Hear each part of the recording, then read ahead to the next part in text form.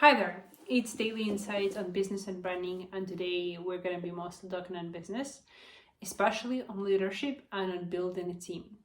I raised that topic yesterday, but I wanted to spread that a bit more. So today I was, as usual, giving comments on projects to my designers and to our agency's designers, and I've noticed that I am becoming more direct, more honest with them, and less afraid of giving them that feedback. Because feedback is not always great. Of course, a lot of people are making progress along the way, and mostly I'm impressed by their work, but sometimes we might have step backs or mistakes, or we're moving too slowly, or we're not developing enough as the team players, and sometimes I'd have to say really rough things to them. And previously, I was afraid of doing that, not just to the team, but to other people, to clients. I was afraid of tension on sales calls, with just talking to people, making them uncomfortable was really uncomfortable to me. So I'm planning on changing that. I can't say that I've changed that already. I've just been on the call with a client, and as he entered the call, we spent 5 minutes talking, and then he asked me to postpone this call for half more hours.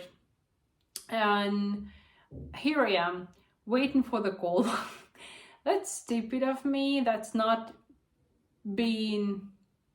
standing my boundaries and standing my ground here. But maybe the fact is that I should be listening to the client more than I listen to the team. I don't know. And yeah, so I got angry just now at myself, because I let him lead the call and I let him postpone the call, even though I know that it's my time for a run right now, or it's a time for me to record this YouTube daily video for you, or I should be, getting enough sleep, not just working overtime all the time. And I'm angry at myself right now, but it was me who said, yeah, it's fine. Take your time. I'm being overly polite, and sometimes I do that with the team. That's a huge mistake that I'm doing, not standing the ground, not standing the boundaries. And that's a part of being leader. One more situation happened today. So I had one more client who consulted a team of other design agency, which is super reputable and popular in Ukraine. Part of me is proud of my clients getting consultation from these huge design agencies and then going back to me to work on that. Yeah, so part of me, I'm so we are competing with these giants on the market. Okay, I get it. I'm proud of myself that we are there, and our names are, well, they're nowhere close yet, but they are getting there. And they sound in one sentence as it's great. And the next part of me is does my word mean nothing to the client? Because after designing with me, he went to consult with other agency. Well, we just have different approaches. The most painful thing about that was the fact that this agency, let's call it X agency,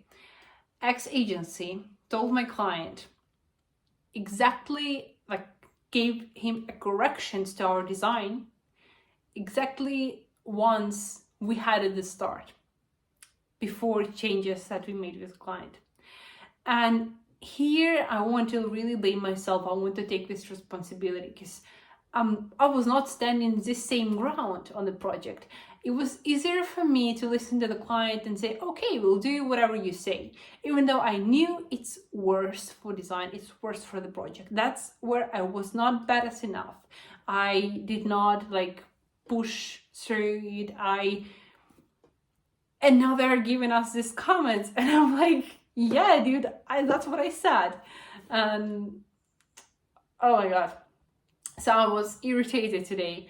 it's so bad. Like I don't want this situation to repeat ever again. That's why I should be reminding ourselves, myself and the team, how badass we are and how honest we are. So not also listened to Leila Hormozi today, where she said that great leaders are being direct and honest, and they are giving feedback to the team. Because if we are hiding feedback from the team, you are hiding this important knowledge that would help a person develop and grow into, this goal, dream person, ideal person, or whoever this team member wants to become.